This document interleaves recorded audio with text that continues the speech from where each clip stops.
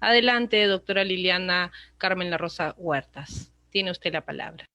Muy buenas noches, muchísimas gracias por la oportunidad de compartir con ustedes nuestra mirada como enfermeros desde el Colegio de Enfermeros del Perú. Yo hice llegar la presentación, sin embargo, dadas las distintas 4 presentaciones previas, me parece que ya se han tocado los puntos generales, los puntos claves sobre esta diversidad de virus que en este momento enfrentamos, los temas de vacunas y algunos temas de sintomatología y tratamiento. Entonces, yo voy a pasar directamente a algunos temas de reflexión que tiene enfermería que plantear en este marco. Si me pasa el siguiente slide, por favor.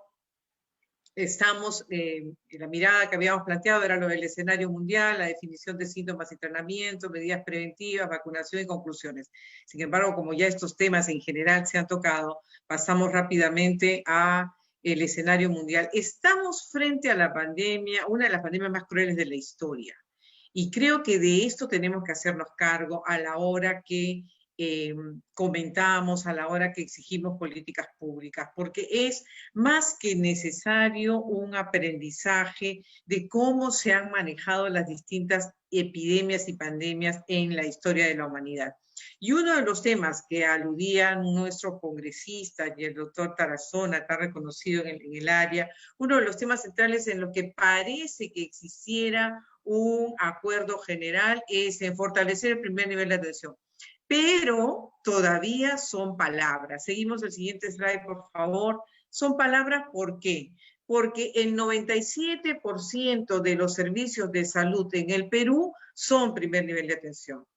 De aproximadamente 7.500 servicios. De eso, aproximadamente 4.500 a 5.000, si involucramos la oferta diversa del país, no tienen esos servicios de primer nivel, no tienen profesionales, tienen básicamente técnicos sanitarios. ¿Qué significa eso?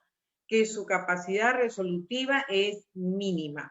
Además de eso, tienen problemas de infraestructura, no tienen insumos, no hay medicamentos, etc. Entonces, ¿cómo vamos a enfrentar una pandemia que requiere un cerco epidemiológico, que requiere una gestión territorial, que requiere albergues en el territorio para las personas más vulnerables y pobres? ¿Cómo vamos a enfrentar una pandemia que requiere que la gente se lave las manos si 3 millones de personas en nuestro país no tienen agua? ¿Cómo vamos a enfrentar una pandemia que requiere aislamiento si el hacinamiento en las zonas más pobres y vulnerables es alto? Tenemos que tomar decisiones. Entonces vamos a ir casi directamente a los 12 puntos que ha planteado el Colegio de Enfermeros. Por favor, si avanzamos los slides porque estos temas ya sobre la pandemia, la ubicación y la diversificación ya se ha tocado. Por favor, avanzamos al siguiente slide, que como ustedes verán también es reiterativo de lo que ya se ha señalado acá en relación a sintomatología y tratamiento. Seguimos al siguiente slide en relación a las medidas preventivas que también ya se tocaron acá. Entonces vamos al siguiente, que tiene que ver con la nueva cepa.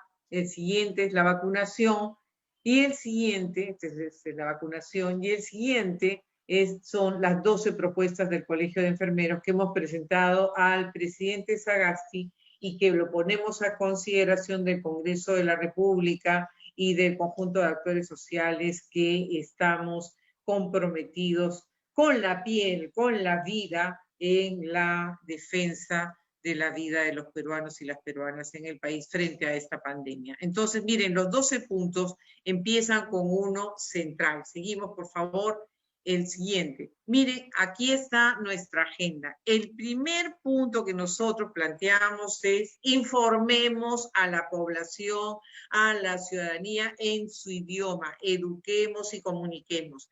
Y para eso les planteamos al Perú una movilización pro vida, una movilización en defensa de los y las peruanas. Necesitamos que la gente sepa por qué tiene que usar la mascarilla, por qué son los 2 metros de distancia, por qué no estén en aglomeraciones, por qué es importante la carilla facial. La gente tiene que entender y para eso hay 46 lenguas originarias en las que tiene que ser trasladado el contenido. Necesitamos hablar a través de los sabios de la comunidad. Es muy importante que recuperemos la salud intercultural y establezcamos claramente cómo vamos a desarrollar la información, la educación y la comunicación en el espacio local, más local posible. Entonces, una inyección a los medios de comunicación y a las redes sociales en materia de información, educación y comunicación para la comunidad, para la gente central, a lo cual se le tiene que pegar sanciones, y nosotros hemos planteado que hayan sanciones específicas que generen conciencia, sanciones comunitarias que generen conciencia, que los que hacen fiesta, pichanguita, no respetan los protocolos, tienen que hacer limpieza allí en los puestos y centros de salud, apoyar en los albergues, repartir las mascarillas y las carillas. Lo que necesitamos es una acción colectiva y masiva de movilización comunitaria. Un segundo elemento que nos parece clave es que ese fortalecimiento del primer nivel de atención pasa por la contratación de las enfermeras y los médicos que son necesarios, pasa por el fortalecimiento de la infraestructura. Y ahí hay lecciones aprendidas si nosotros queremos plantear cosas concretas. Miren, 3.500 enfermeros se gradúan cada año y aproximadamente, poco más seguramente el doctor Tarazona me podrá decir, seguramente 4.000, 4.500 médicos. Bueno, están en el último año y necesitan hacer tesis, necesitan sacar su bachillerato y su licenciatura. ¿Qué más sería volver a retomar el servicio civil de graduandos y que los chicos y las chicas de medicina, de enfermería, de las distintas profesiones de salud, de los tecnólogos, los psicólogos, etcétera, vayan a fortalecer ese primer nivel de atención que no tiene profesionales, hacer allí el cerco epidemiológico, trabajar su sistematización, sus investigaciones para el grado en la comunidad ahora, en este momento, con la protección y el pago justo y digno que se requiere. Es muy importante. Muchos de ellos se están ocupando como técnicos, se están ocupando como personal de apoyo. Podríamos darle la gran oportunidad de dedicar sus últimos años a las personas, a salvar vidas con el conocimiento que ya tienen, básicamente para fortalecer los albergues distritales. Necesitamos que los colegios se conviertan en albergues distritales, donde se dé la alimentación, donde se dé la atención requerida para el ciudadano contagiado y puede enfermería, por supuesto, se ofrece a administrar esos albergues y podríamos hacerlo con los distintos profesionales de la salud y sobre todo con los promotores de salud y los promotores sociales de las comunidades. La gran movilización nacional con promotores sociales y promotores de salud es sustantiva. Este fortalecimiento del primer nivel de atención tiene que tener un engranaje sustantivo con el hospital para la referencia y contrarreferencia y para el acceso a las UCIs. Necesitamos que los hospitales, además de los indicadores que le exigimos al presidente Sagasti, díganos usted cuántas plantas de oxígeno va a colocar en los próximos 2 meses del total de hospitales sin planta de oxígeno. Díganos usted cuántas mascarillas va a repartir. Díganos usted cuánto va a inyectar de presupuesto en esta crisis, en esta segunda ola para salvar la vida de los peruanos. Necesitamos indicadores concretos. Miren, la ejecución del Ministerio de Salud con el 82% aproximado del año pasado deja que desear en plena pandemia, mientras otros ministerios han tenido 97% de ejecución. Esto significa que tenemos dificultades para el gasto. Es urgente que esas dificultades para el gasto sean superadas en acuerdo con el Ministerio de Economía, y ahí tenemos una agenda trazada, una agenda de recursos humanos. ¿Cómo vamos a manejar la pandemia sin la gente? Manejar la pandemia con enfermeras esperando cambio de grupo ocupacional y tratados como técnicos y cobrando como técnicos, pero trabajando como enfermeras. Médicos cobrando como técnicos y trabajando como médicos. Cambio de grupo ocupacional, agenda pendiente. Agenda pendiente, los ascensos que están pues enfermeras en el mismo sitio hace 10, 8 años y no hay los ascensos. Y esa meritocracia mal entendida por el partido de gobierno que se hizo evidente en el Congreso. Nosotros creemos que es muy importante que la eliminación de los terceros, la exigencia del pago de bonos sean parte de la agenda y de la oferta. No se puede decir que luchar contra la segunda ola solo nos refiere a la cuarentena y solo nos refiere a las restricciones. Luchar contra la segunda ola nos tiene que referir a que el gobierno nos diga cuánta plata va a meter en el Ministerio de Salud, en ESalud, en las sanidades de las Fuerzas Armadas y Policiales, cuánto va a estar destinado al primer nivel de atención, cuánto se va a adquirir de insumos e instrumentos para oxígeno de alto flujo, cómo vamos a eliminar los terceros y generar el nombramiento progresivo de los CAS. Esos elementos centrales que son la agenda que felizmente nuestro Congreso de la República estaba atendiendo directamente y que desgraciadamente en su momento el partido gobierno dijo no, porque no tenemos capacidad de gasto y no deberíamos legislar sobre algo que suponga una capacidad de gasto. Bueno, ahora son ejecutivos y ahora tienen capacidad de gasto.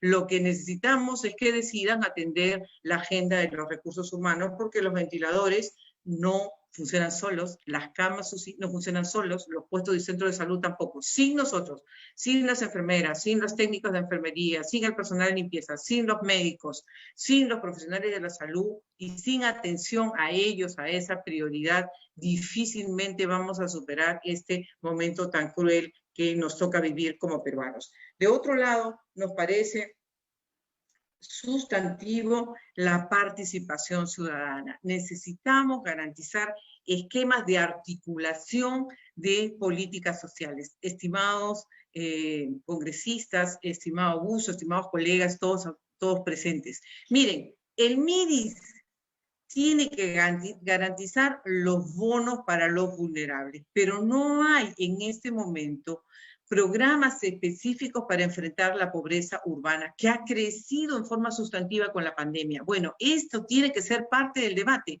porque no podemos decir vamos a la cuarentena drástica cuando la gente tiene hambre, la gente ha perdido el empleo, la gente tiene que salir a la calle a buscársela, a buscar cómo garantizar la vida de sus hijos, su propia vida.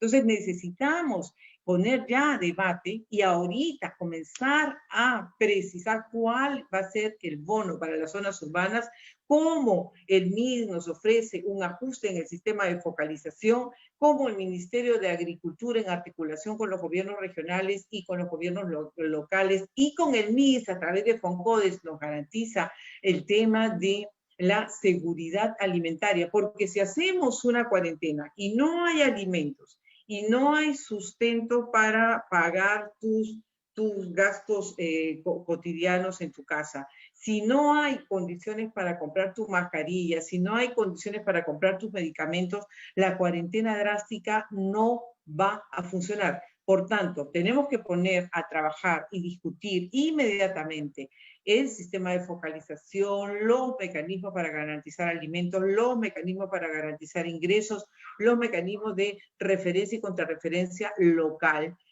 Urge la movilización de las plataformas itinerantes de acción social. Las plataformas itinerantes de acción social son un instrumento fundamental para llegar a todas las zonas ribereñas de la Amazonía con servicios públicos. Pero apenas tenemos 12 plataformas. Necesitamos movilizar las naves que tiene la Marina, instalarlas como plataforma inmediatamente, poner al Estado allí, por tanto necesitamos una inyección de presupuesto para poder llegar a las zonas más inaccesibles del país con servicios públicos, con medicina y con insumos. ¿Por qué? Porque nuestros serumistas vienen trayendo pacientes, surcando el Amazonas y llegan a una zona de mayor complejidad y no hay medicamentos.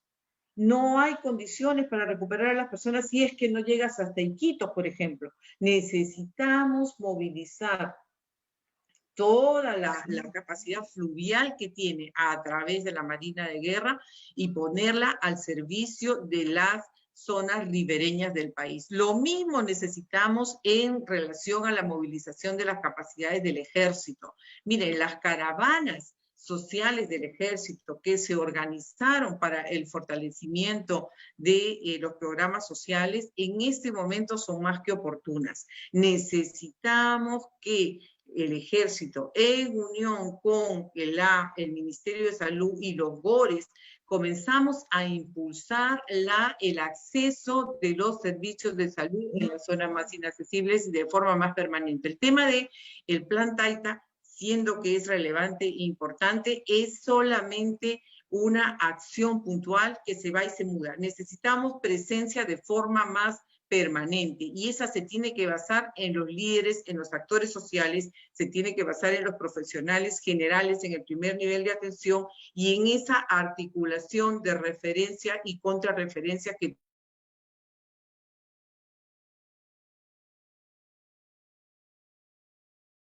todavía no se establece por presentes, que establezcamos también una agenda en relación al acceso al agua y al acceso al transporte. Es bien fácil, por ejemplo, que te digan, ay no, el domingo nadie se mueve. ¿Y cómo se mueven las enfermeras y cómo se mueven los médicos si no hay transporte? ¿Cómo es posible que tengamos a personas que te dicen, miren, si yo me voy a la guardia en domingo y tengo que pagar el taxi de ida y el taxi de vuelta porque no hay transporte, lo que voy a ganar es lo que estoy pagando de taxis? No han pensado en nosotros, no han pensado en los profesionales de salud, y yo creo que es momento de comenzar a exigir políticas para el conjunto de la ciudadanía en términos de transporte y políticas para los profesionales de salud y los técnicos de salud que velen por un ejercicio en condiciones saludables, en condiciones de seguridad. De otro lado, un tema que es sustantivo es el tema de la confianza en las vacunas. La gran campaña internacional de los antivacunas está más que presente en la cotidianidad de las personas. Necesitamos que esa campaña sea contrarrestada con una mirada de lo preventivo, de lo exitosos que hemos venido siendo como país frente a la polio, frente al sarampión, frente a la rubiola.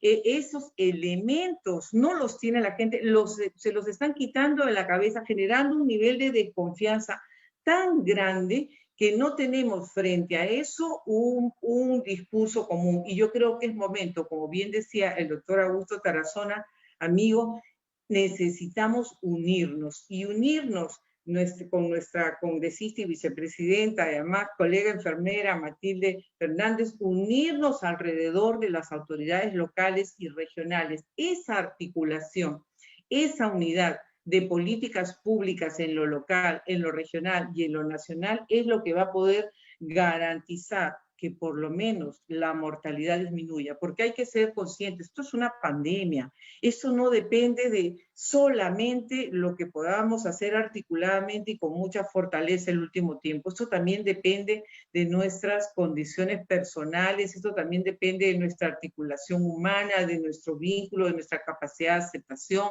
de nuestra capacidad de sanación conjunta. El país se tiene que poner de pie. Creemos que en este momento las autoridades no están respondiendo a la altura de las circunstancias, pero como enfermeros, como la primera línea de combate contra el COVID, la primera fuerza profesional en materia sanitaria, nos ponemos de pie y ofrecemos lo mejor de nosotros. 99 enfermeras han partido, 99 víctimas de este sistema sanitario injusto, 99 víctimas de este COVID, 99 víctimas de la negligencia y de la incapacidad que tenemos para dialogar, respetarlos y unirnos. Enfermeras, más de 200 víctimas médicos, aproximadamente 30 víctimas obstetras, y así otros profesionales y técnicos, más de 100 técnicos de enfermería víctimas. Es momento de la unidad, es momento de generar esperanza, es momento de la transformación de nuestro sistema sanitario. Ahora, porque la gente dice, no se puede, sí se puede. Si hoy tenemos un acuerdo como con la SUNEDU, con el Ministerio de Salud, para reestructurar el CECIGRA, si hoy tenemos un acuerdo para que se formen 1000 nuevas enfermeras como residentes en emergencia y en cuidados intensivos. Miren, tenemos pues 16 vacantes. ¿Qué cosas son 16 vacantes? En las camas UCI son 1700 y algo y solo tenemos 1200 enfermeras intensivistas. Por cada cama UCI se necesita 3 enfermeras como mínimo, por cada cama UCI. En este momento, para las camas que tenemos, hay una brecha de 2.700, 2.900 enfermeras en este momento. Si queremos seguir avanzando en camas UCI, tenemos que invertir, pero para la brecha actual, el gobierno debería estar tomando decisiones. Podríamos tener una convocatoria para la residencia en cuidados intensivos ahora en enfermería y estoy segura que en el más corto plazo tendríamos enfermeras formándose en plena emergencia en las UCIs, en las emergencias de los hospitales, con las técnicas que tenemos altamente calificadas y que han puesto lo mejor de sí en todos estos meses de pandemia, y podríamos avanzar en el cierre de brechas. Imagínense, políticas públicas en plena pandemia podrían ser transformadoras, profundamente transformadoras, éticas y justas. Y eso es lo que Enfermería propone y lo ponemos a consideración de todos ustedes. Avancemos juntos en esta lucha que nos toca. Nos toca como autoridades y como líderes ponernos de pie para hacer lo mejor frente a esta cruel pandemia que afecta la vida de todos nosotros. Muchísimas gracias. Muchísimas gracias, doctora Liliana La Rosa, magíster, perdón, Liliana La Rosa. Vamos a invitar a la siguiente pregunta del día de hoy. Contamos con, a ver, permítanme verificar. Justamente es una pregunta dirigida para la doctora Liliana del Carmen La Rosa Huertas. ¿Cuánto dura la inmunidad de las vacunas? Como hay desinformación, como ya se mencionó en la pregunta anterior, hay muchos ciudadanos que no quieren vacunarse y no tienen mucho conocimiento sobre la inmunidad creada por las vacunas ofrecidas para nuestro país.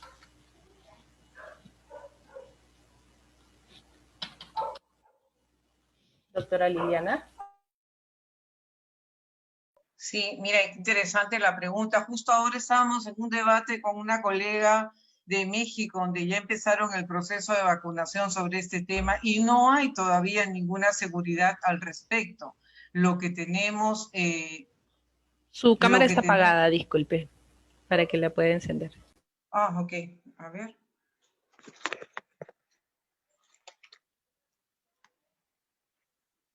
¿Ya está? Sí, ya está. No me veo yo. Justamente estábamos en un debate sobre el tema. Hoy día estaba comentando eso en el Colegio de Enfermeros y una de las cosas que se señalaban es que esta información varía porque necesitamos que se vean los efectos en el tiempo.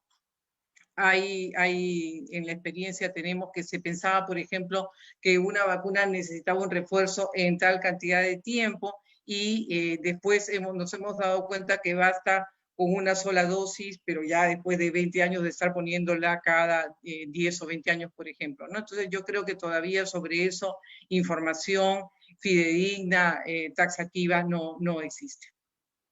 Muchísimas gracias, doctora Liliana La Rosa.